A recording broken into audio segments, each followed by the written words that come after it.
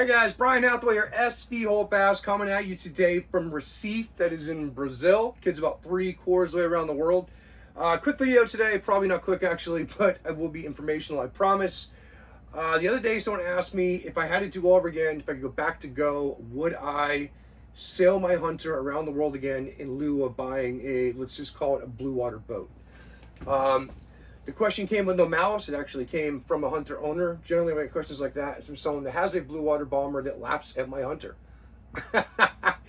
I have many times found myself in anchorages of people saying, "Oh my God, you're here in a hunter," and frankly, it used to really piss me off. Even before I left LA to do this and cross the Pacific and the Atlantic and the Indian, you know, there were a lot of people, even in Los Angeles, that are like, "You're really gonna do it in a hunter? Like, shouldn't you go buy an X or a Y or a Z?" I'm not going to name any boats in particular. I feel like it's just going to open another can of worms for debate. What I'll just say is my concept of a blue water bomber that I'm kind of talking about here is an 80s, 90s, you know, just an offshore boat. It's purpose built. Doesn't need to be steel or cement or aluminum, Kevlar hull. I'm just talking about a beefy, bulky, purpose built blue water boat, full keel, lots heavy, lots of sail, all that good jazz.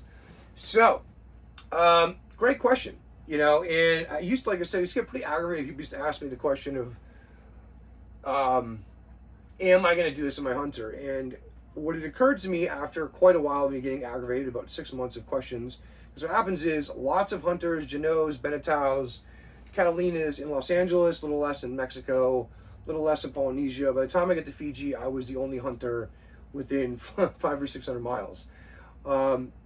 And people kept asking me, like, "Wow, you're doing this in hunter?" And, you know, a lot of the time, I don't think it came from a place of malice, but certainly some people were alluding to the fact that my boat was not as good as theirs. And, you know, but in the end of it, after I debated it to no end with 50 people, I was just like, yeah, and here I am next to you. Same place, same mooring field, same marina, same anchorage. I made it as well. So what does that say about you, that I'm single-handed on my hunter and you're on your blue water tank with 5 people? We made it to the same place. Obviously, my hunter can make it to Polynesia, and to Fiji, and to Asia, and to Africa, and then here to Brazil. So that was that. I think a lot of it just came from a place of ignorance. People they have not been on production boats. Are there legitimate differences between the boats? Certainly. They're built for different purposes. There's no question there. But at the end of the day, I think it's 95% the captain and 5% the boat. And I'll go into that in a minute. And people want to debate me on that. I'm more than happy to have a very long conversation on that fact. So here's a good example, actually. I'm going to squirrel off here a bunch on this thing, just because there's lots to talk about. I'm going to be pretty general, but it's sort of like in-mast furling. When I left, also people were like, "Oh, are you going to do with in-mast furling? It's so bad." And as I've kind of made my way along, different people have obviously been like, "Wow, in-mast furling, I don't know, it jams up a lot." Like, no, it doesn't. No. If you flatten the boom out, if the sail's not pregnant, if you don't bring it in downwind, if you keep tension on it, it's a really simple mechanism. I could argue your slugs are going to rip off. They're like, "Oh, I can dump my sail in 50-knot winds." Really? Okay. I'd like to see you try to go into irons in 50-knot winds and dump your main and watch it rip off every single one of the slugs all the way down and probably the sail into pieces. So, you know, it's all about sail management. If you reef as you go, as I'm single-handed, I am very aggressive with reefing. I'm super conservative. I actually have on my mast, I have stripes where the clue would go for each reef mark. Because the beauty of in-mast furling is you're not limited to a single reef, a double reef, or a triple reef. I can kind of do whatever I want with my main and with my jib, based on the fact that they're on a furler. If that makes sense. So I have had 2 problems. They were both completely self-induced. I knew it was going to be a problem. I caused that problem, and I fixed it when I was done later on. But, you know, generally the problem is they have the boom angled up and it gets too thick in the center, or there's no tension on it. Again, it's too thick in the center, and really to get it out, it's not even that big of a deal when you get to a marina. It's a little bit tougher when you're out to sea in bigger winds, but it's just, you pull it in, when it pulls out, what happens is a little fold of sails that come out with it, just push that back in. Or a lot of the time, if you leave enough tension on the outhaul, don't break the sheet or break the outhaul, but if you tighten down on it enough, if you listen, it will on its own, you'll hear it start to squeak, the sail, it's the rubbing, it will slowly work itself out. But don't get it jammed in there forever. That is certainly possible. So again, it's all about knowing your boat. If you know your boat, you should be fine. So that's in-mast furling. I have no problem with it. The only issue I have with the sail plane in this boat is, one, it's a fractional rig, which is very difficult, going dead downwind. I can't just pull out a giant Genoa. The rake back spreaders make dead downwind very difficult. And the majority of my sailing, obviously, is the trade wind, so my life is downwind sailing, and that's the way I like it. If I'm in front of 90, I'm pretty cranky about it, to be honest. Not maybe 80, no, 90. I'm in front of 90, I'm pretty, I don't want to do this anymore. If you guys get what I mean there. I don't want to be on the wind ever if I don't have to be. I raced a lot, I've been there, I've done that. I don't need that in my life. So, all that said, I sail Sambo. I do dual head sails in the furler. I can reef in nice and easy. I don't need the main. That's dead downwind. The majority of the time since I left America, I just reach. Fall off to 120, throw 2 jibes in, keep a good VMG. What's the difference? In the end of the day, I have nowhere to be at any certain time. So if you get there a day before me, an hour before me, 5 hours before me, I don't care. I don't know where to be. I live on the boat. Whether it's in the ocean, or anchored, or in a mooring field, or a marina, still on my boat. So, and those boats, a lot of them, like I said, those are the blue water boats. They're made to go downwind. If you have a pulled out 135 or a pulled out 155, it's basically a spinnaker. You're gonna rip downwind. You don't even have to do wing on wing. You can just do that in 20 knot winds, and you're probably making 6.5, 7 knots. So unfortunately, you can't do that in my boat. But again, I'll get to in a minute. What are the upsides of having this boat? So the post I put out the other day was about my 3 passages across the oceans. And what I had said was, they all had their unique, let's call them difficulties, challenges. The Pacific Ocean was mainly sort of trepidation. I'd never crossed an ocean before. And, it's 4,000 miles. Nukuhiva is like 20 miles wide. It wasn't scary, but I was certainly aware of the levity of the situation. It's a very, very long way. Anything could break. There's lots of single points of failure on this boat, as there is all boats. Even if you mitigate as much risk as possible, 2,000 miles offshore, you are certainly safer than you are a mile offshore. I know a lot of people may think that's not true, but onshore, at that mile offshore, 2 miles offshore, shoals, reefs, currents, tides, weather, other boats, fishing boats, jet skis, paddleboarders, kayakers, fishing gear, fishing lets, fishing lines, fishing fads. Do you want me to name the other 60 things that'll kill you? And I know. For another video, I'll explain to you. I know firsthand what it's like to lose a boat to something that's really stupid and not your fault. You are far more dangerous within a mile of shore than you are 2,000 miles offshore. So like I said, Pacific Ocean, generally it was just trepidation. It was pretty benign, 20, gusting 25, broad reach the whole way. The sea state wasn't very confused. It was really just sort of the same as it was the whole way, 3 meters, 2 meters, probably 6 to 9 feet, maybe 5 feet. The doldrums are simple. I made it through in a day motoring. I was very lucky there. I've been through the equator 10 times now, and that was certainly my easiest crossing of the equator. And then I got to the Indian Ocean crossing.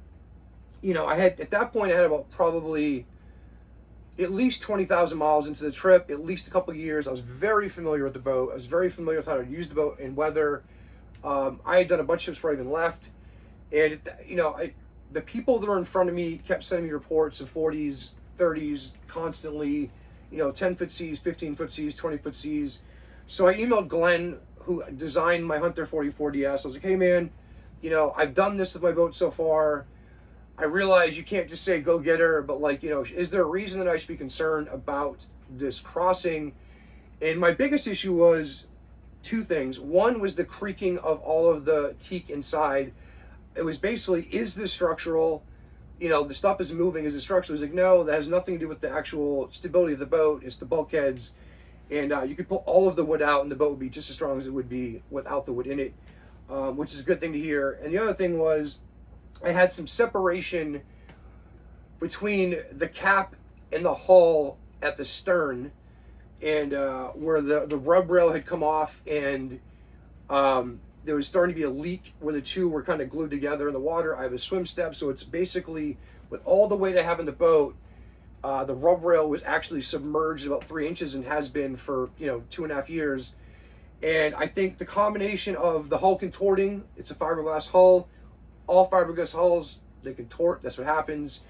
The fact that it was submerged for so long, the rub rail was able to come off with all of the pressure. That compounded with the hydro vane is only attached to the top piece, not the hull itself. So it's constantly tweaking the hull side to side as it goes. But basically, I knew it's not a gigantic thing. There's no way it could have completely failed. It was just a slow moving leak I was able to fix when I got to Mauritius. So he told me basically, he's like, look, these boats are built to standards. That boat is up to those standards. I would do it in that boat, which is all I need to hear. It wasn't a resounding, woohoo, but certainly I was very confident with the answer he given me. So I set off. As I thought, 40 knot winds, 25-foot seas. It was terrifying. Quite a few times. It was very big weather, very big waves. I'm by myself. 3 in the morning, 40 knot winds. Yeah, that kind of wind just makes new sounds that you can't, especially from behind. There's no bimini or dodger to block the wind. You're just taking the wind the whole time. But I was able to make it across. I threw some jives in, kind of fell off, took it in the back on YouTube. What I allowed myself to do was from Cocos Keeling, where I left, to Mauritius, where I was going, is probably about, I'm going to say 260 as the crow flies. And what I did was, what happens is the southerly storms go up to the Southern Ocean, they just whack you. They come every 7 to 10 days. It's 4,000 miles to get across. So you're going to get hit at some point. The question is when. I kind of worked it out, so I had 3 or 4 days to get me deep out into the ocean until I was going to hit. And my idea was, I sailed 230, 240 when I set off. And what it did was, it allowed me a lot of north. So once that storm hit me, I was able to turn and run from it and let me take it from behind and not end up in the Seychelles, not end up on the other side of the equator. It just took me basically right back up the rum line where I came back over when it left, and then resumed on to Mauritius, where I got the rub rail fixed. They basically added more bolts, lots of fiberglass. I think it's never going anywhere ever again. So that was that. It was a lot of weather. It was quite difficult. And by myself again, like I said, that makes it even harder. I sail very, very conservative. I got myself the Mozambique Channel, winds in the 50s, the spreaders are hitting the side. I put 2 warp lines out. Again, it was absolutely horrifying. It's hard to explain again. If you're not in a boat in 40s and 50s and you don't understand, it's not scary. So the Indian Ocean was the first time I had 40s, consistent. I had been in squalls during the 40s, but I'd never been for like days. So like you have to like, not only, with a squall, you run for it, you let it blow over you, and eventually it goes away 10, 15, 20 minutes. And you're back to where you're doing. But when you have to contend with that for days and days and days, and this is where the blue water boats argument comes into play, they can just heave to, or they can just reef down real low and just set the autopilot or the wind vane and just go, because that boat is made, it's twice as heavy, it's got a full keel, so it's very difficult for it to come around and broach. It's made for that specific thing, so that's where that boat does shine. So the Mozambique Channel, I made it down again. It was pretty. 50 knot winds make sounds that 40 knots doesn't even dream of. It's exponential past 30. And what I learned from that trip was this boat can take anything I put it through. It took it. Was it difficult? Yes. Yeah, but I mean, the boat, it made it through. I would say that 90% of it was the fact that I was sailing very conservative and I did not push the boat that hard. 50 knot winds, I had nothing out. It was the clue of the main. And I was just taking the wind right off the kind of the stern quarter, so it wasn't dead behind me, but I wasn't presenting enough hull that's just a sail. I'm 5-6 foot freeboard, so if I go sideways to wind like I was doing every other wave, when I came over, the boat would it'd come down the wave, the wind would hit it, and boop, the spreaders like boop, hit the water, and I come back up, correct, and go. Didn't actually hit the water, but it came really close a couple times, and so that was that. The last one was the Atlantic Ocean crossing. This one, I'm sorry, it's really hot. And I'm sorry I've been talking fast. It's just a lot of information, and I don't want this video to be an hour. But, the Atlantic Ocean crossing was very benign, 8 to 14 knots, generally 8 to 10, dead downwind, sailing Sambo, 2 head sails, and the forestay, so I can furl it in and out the more I want if I want to reef. No mainsail. I was doing 4.5 to 5.5 for 12 days to St. Helena, and then 11 days from St. Helena to Recife, where I am now. The problem was everything broke. The windlass, the autopilot, the tri-light, the alternator, the head, the macerator. It was just things that broke before, but never at this level. And it's always a joke that people say when they're on shore, break up another 1,000. It's adorable to say that when I lived in a marina and I could walk to West Marine, when I could order Amazon, when I could, order something from Defender or Sailrite, or just bring my sail to a guy. And then even if you're living on the boat and you're in a marina and something breaks, you don't have to sail it.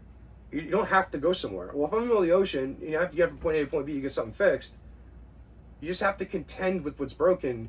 And there's a point to where so many small things broken, so many essential systems go out that it makes it very, very difficult to do. And that's sort of where I was at. Now, obviously, everyone spends money on the boats. Everyone, it's annoying. You have to fix your boat. The only point that I'm making, everyone uses their boats for different things. My point is just once you leave 1,000 miles offshore, it is no longer amusing to say that things break. It is very, very frustrating.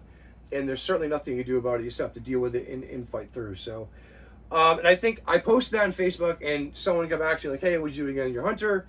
And yes, absolutely I would.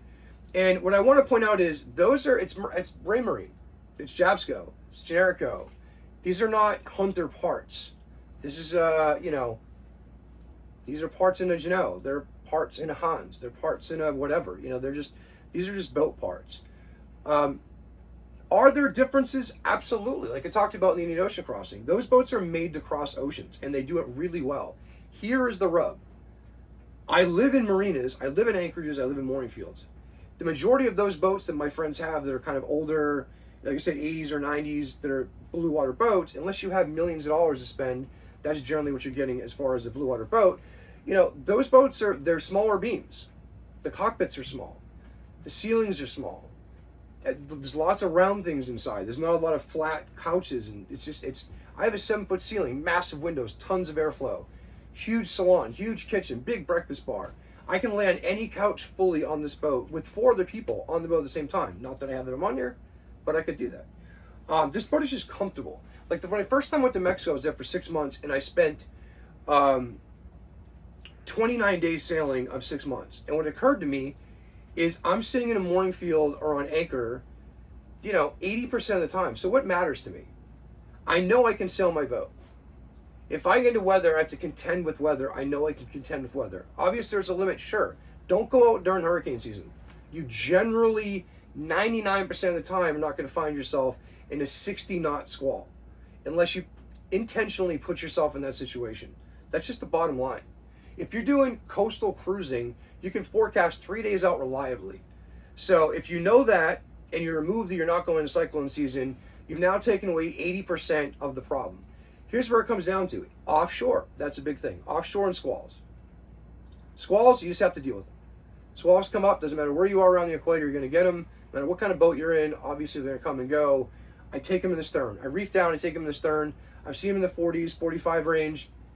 It just is what it is. You have to wait for them to pass. If you try to avoid them, you can. If you can avoid them, do that. You see them on the radar from 20 miles away. You can drop. The minute I see a squall, I drop a waypoint right on top of it, so I can see which way it's going, how fast it's going that way. The only thing you can't see in the radar is the power of what's inside the storm. So I just, prepare for the worst every time. It's difficult when there's lines of them. It's difficult when it's 3 o'clock in the morning. But that's all you have to do. Just reef down.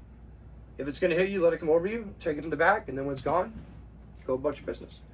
So that sort of takes care of the weather part. I have drogues. I have a drogue. I have warp lines. I have a parachute. I know how to heave 2, even though with a fin keel, heaving 2 is sort of futile. I have all these things, and I have lots of other experience in my toolbox that I've gained along the way that allows me to be in a boat that is not made to go out and beat into 50 or 60 knot winds. It's just the reality of the situation. So with that, yes, I can take my Hunter offshore based on my sailing experience. Based on the fact that before I left, I did a rig check. I had an actual mechanic come check my engine. I had a full survey done out of water. I had all of those things done, so I knew the boat was good. Every 6 months since I've left, I get a rig check. I do my oil change every 200 miles. Preventative maintenance is 99% of what I'm doing. is maintaining your stuff that you use every single day. It's so massive. It's very hard to keep up with. There's tons of it, especially when you're by yourself like I am. But that's what it comes down to. Look for the things. Mostly things don't just break out of nowhere. There generally will be wear and tear. And you know where the wear and tear is based on where you're going and how you're using your boat. You should be able to say, okay, I've been on a port tack for a month, close hauled. Well, what am I going to look at? If I'm going to port tack close haul for a month, I'm going to look on that side. There's going to be just slack on that side, right? So I'm going to look at all my connections on the spreaders, on the mast, everything on the port side, because that's where I've been taking the abuse, if that makes sense. So same with the engine. Do the oil change every 200 hours. That's all you can do. Check your fluids, tranny fluid, your coolant. Clean out your heating core every now and again. Check your thermostat, your belts.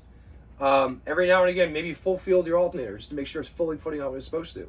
Just there's little things you can do along the way to make sure you're keeping up with the preventive maintenance on the boat. 99% of it, you can see it coming. Things don't just, if you end up in 100 knot winds in a cyclone, everything might just break at once. But if you're in 25 knot winds consistently, you should be able to see where the stresses are going to be in your boat. And you should be able to keep up with and see visibly, is there scratches? Are there marks? Are there sounds coming from it? Can I smell things? Do I see little pieces of wire start breaking? These are especially your single points of failure. Your halyards, your shrouds, your spreaders, your rudder, your autopilot, your wind vane, the hydraulic on your rudder. These are the single points of failure. If they break, you better have a backup, because these are the things that'll leave you sitting in the middle of the ocean waiting for someone to find you. And here's the thing, 2,000 miles offshore, they don't recover the boat. They recover you, and they leave that thing to drift. And eventually you might see it again. So again, preventive maintenance plays a big part of it. A couple of the things that sort of make it a little more difficult on what I was just, and this is a production boat in general. It's not a hunter thing. I wish I had more fuel. I only take 50 gallons of fuel.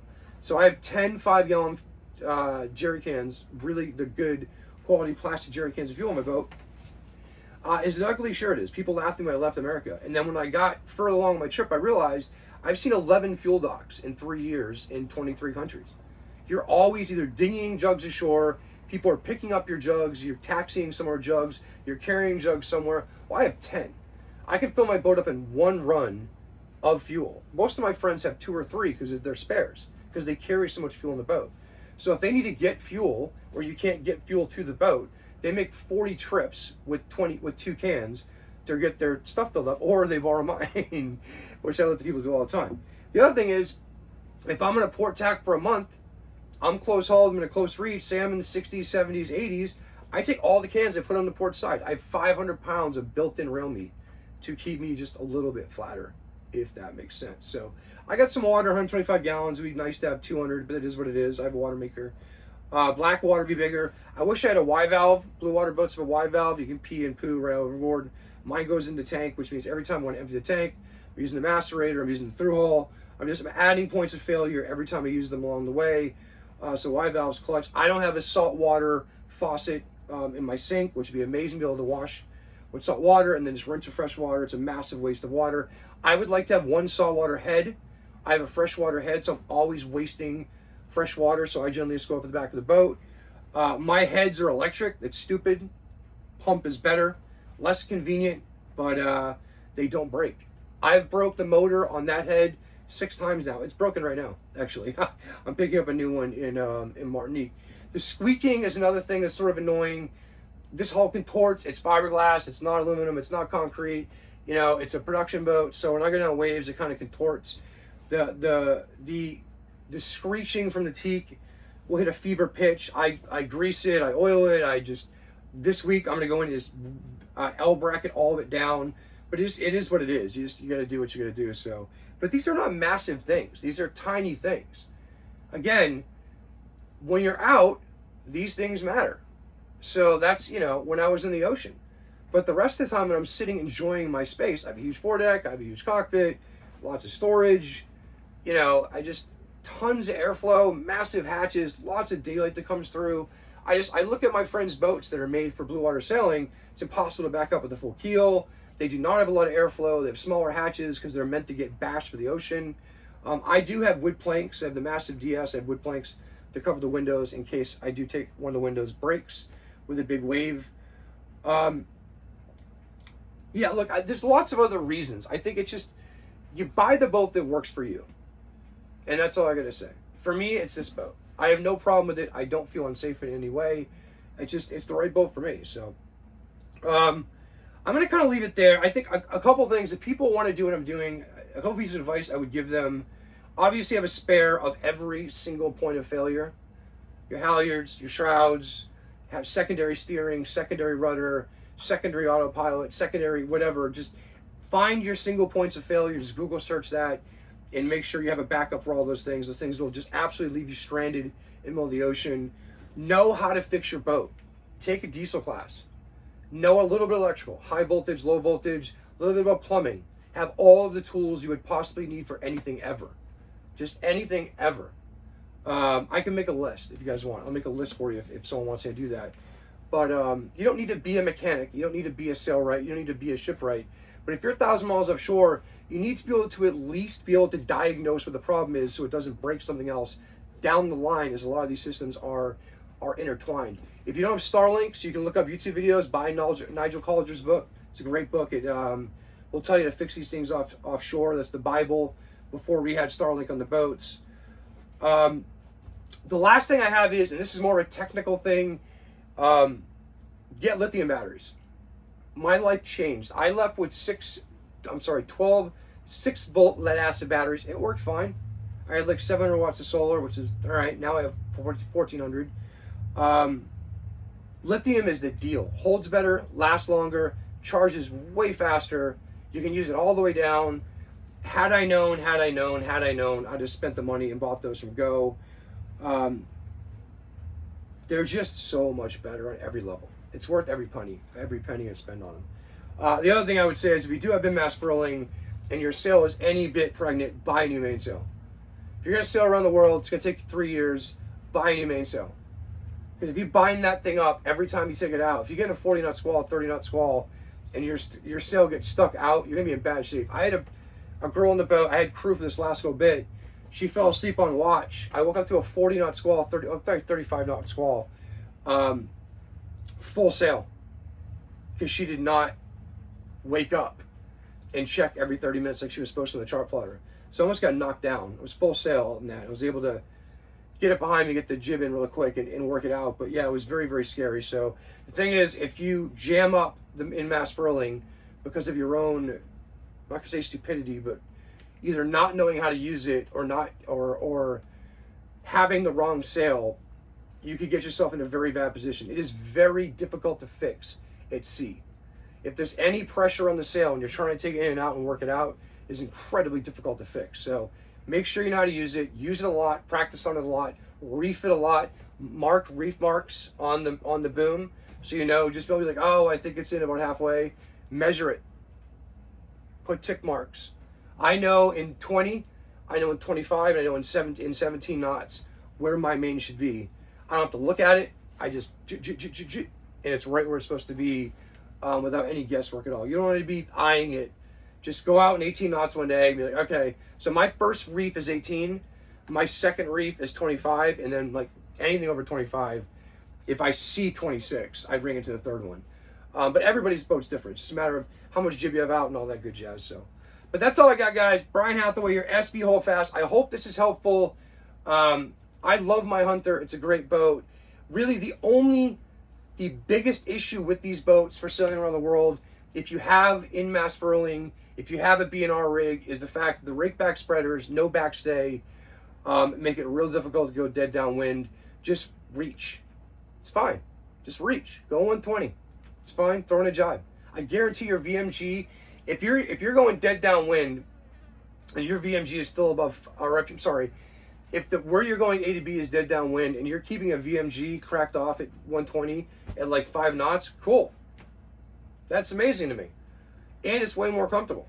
You know what I mean? Or like I said, the other way to do it is buy another head sail that's got the same J dimension and I dimension. I think it's I and the J. The foot and the luff. Make sure those are the same dimension and pull them both up the head stay and you can just...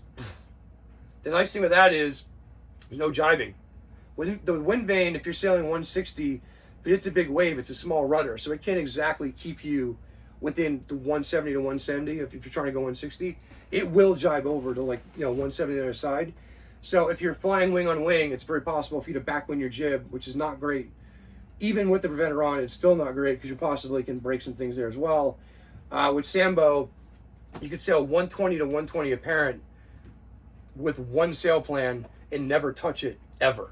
It's pretty fantastic. You do 5.5, 5.7. That's all I need. I don't need any more than that. It's a fractional rig, so my jibs are smaller, some a little bit slower, but Sambo is the way to go, if that makes sense. I do fly Spinnaker. I do fly asymmetrical and symmetrical, but Sambo is just set it and forget it. It's so easy to reef because it's on the forestay. Winds pick up, bring it in 5 feet. Takes 10 seconds.